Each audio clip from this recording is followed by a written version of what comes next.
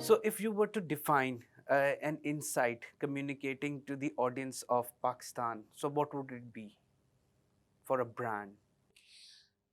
So, if I would just sum it up, the key to communicate with Pakistani audience at this particular time is to speak with empathy, have an empathetic tone, understand the consumer realities, and then speak with the consumer in a language that they would want to hear, rather than talk about niceties, rather than talk about issues that are not really stereotyped. We need to talk about things, we need to unstereotype. Basically, we need to connect with the youth, be a part of the change that they intend to bring in the society, and then in general as well, be empathetic towards consumers, understand that this is the reality and this is what they're facing, and sharpen the value equation, but not really just take a very, very functional route.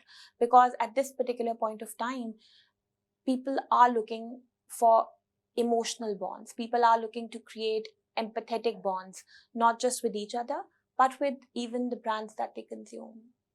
So, would you like to mention any example regarding this? Definitely. I have mentioned a couple of examples in my thought piece, but if I just talk about brands that have actually communicated empathetically, I would talk about Shan, which is one of my favorite examples from their Dr. Bahu campaign, if you look at it. So it's a perfect example of how brands need to communicate at this particular point of time, because, there's an insight which is about a certain percentage of Pakistani doctors who just get educated but never get a chance to come in the workforce and showcase their talents. So it connects at that level.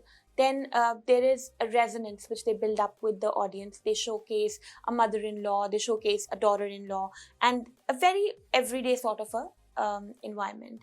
And then they also have an element of empathy embedded into it, and the brand is playing an active role in the communication. So that's one of my favorite examples.